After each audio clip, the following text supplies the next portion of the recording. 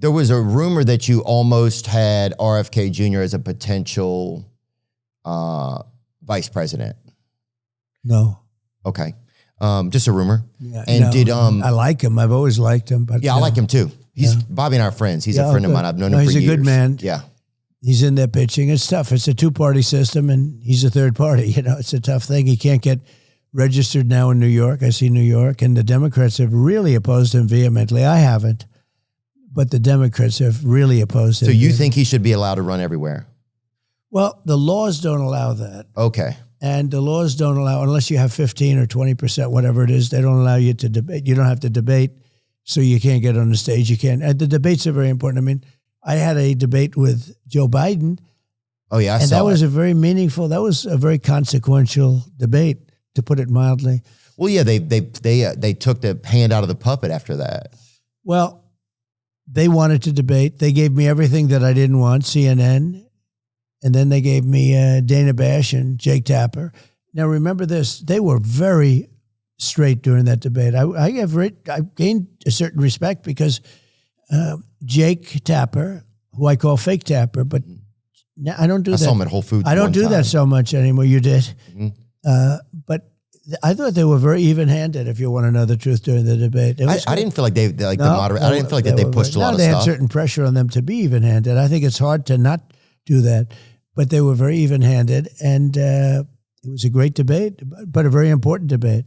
Well, after that, it seemed like suddenly everybody had been like, oh, Biden's fine. In America for like 18 months. Like my dad was really old when I was born. My dad was 70 when I was born, right? So I don't like seeing senior citizens take advantage of, right? I felt like that happened a lot when I was a kid. And so I think for me, it reflected on me like, it made me really angry because I was like, I know this guy's not well.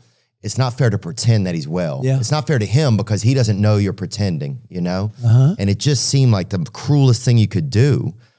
And then we're all kind of supposed to believe this thing that we know is not real. Our media is just saying this is real. And we're all just being gaslit as humans about something that's like moral. Like this is a human man. This is somebody's grandfather. And then they just disappear. He just disappears, and suddenly it's like it was a coup. Kamala is the one that went in. What do you think happened in the back rooms there? Because that almost was overnight that happened. I know what happened, and you're not supposed to do that. It's not supposed to be probably constitutional.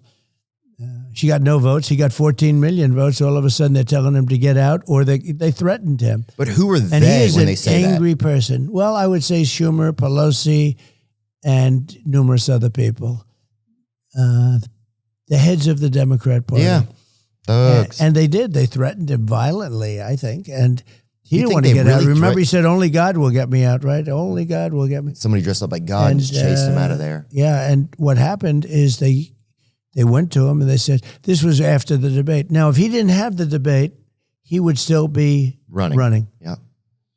So they set him up. They knew they were going to pull him. That I don't know. I mean, he had his debate. Maybe he wanted to. I heard he didn't.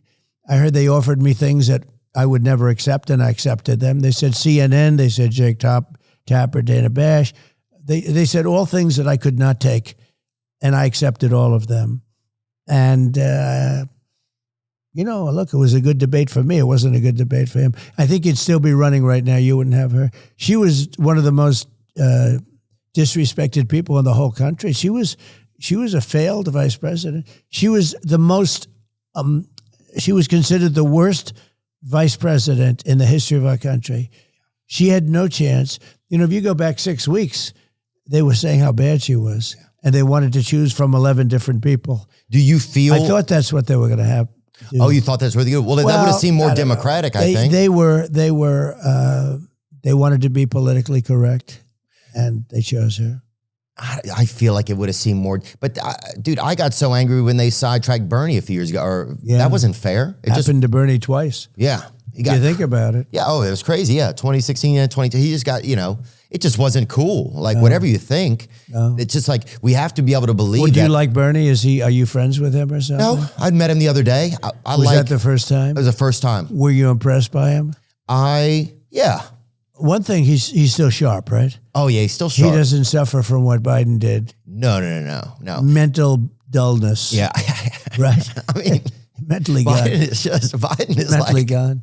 he's somebody put a merry-go-round in his head, I heard. But that's, but they didn't plug it in. They didn't tell him. Yeah, that's probably right. I just watched her performance today. So she went out and... Who, Kamala? She lied about everything. She said, this Trump tax, that Trump tax, that Trump tax. He's going to tax this. He's going to tax all these different things. And I'm not going to tax them. She made it up. Look, people in politics, many of them, not all of them, are really liars, but she's really a liar. She made up a series of lots of different taxes that Trump's going to charge you on clothing. He's going to charge you on this or that. And actually, she's the one, your taxes are going to go up by 4 times. And if the Trump tax cuts, because I got the largest tax cuts ever, but they expire in a number of months, pretty soon, she has to be able to do something about it. And she's unwilling and incapable. I'll tell you what, if she's the worst vice president ever, he's the worst president ever, a deadly combination. And we have a country where the borders are bad, where the world is blowing up. You look at Israel, you look at Ukraine, you look at all the different things that are happening. Oh, She has no clue. And you know what I say about her? Why don't you do it? She complains about everything. She's been there for 3.5 years. Why don't you do it? All you have to do is say, why don't you do it? Why didn't you fix it?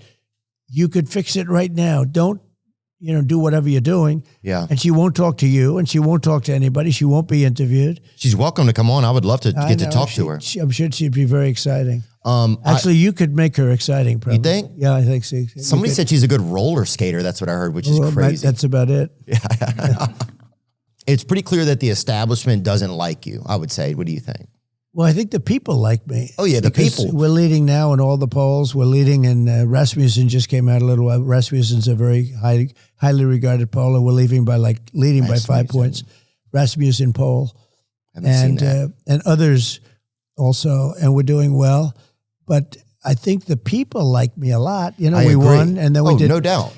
So we won in 2016, and then we did much better in 2020. Much better. Got millions and millions more votes.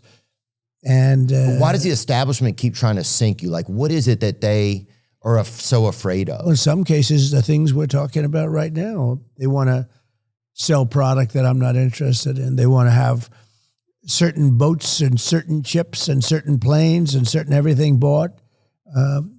Pharma is another one that's, interesting. Or do they push back against you think? Yeah, I think they do. Well, yeah, I think it's pretty obvious that they do. In one way, that's a positive thing politically, because when you can show that they push back, the voters seem to like it. But we have a lot of popularity. We have a lot of people that want to see me come back and win, because we had a great time. We had the greatest economy in history when I was president. We had my cousin got a boat. Numbers. Yeah, we had the best job numbers. African American, Hispanic American, if you look, Asian American job numbers, women, men, everybody. We did a lot of good things. We cut taxes more than anybody else, including Ronald Reagan. We cut regulations, which created jobs. We had a great period of time, and I think the people want it back. Based on what I'm seeing, the people want it back.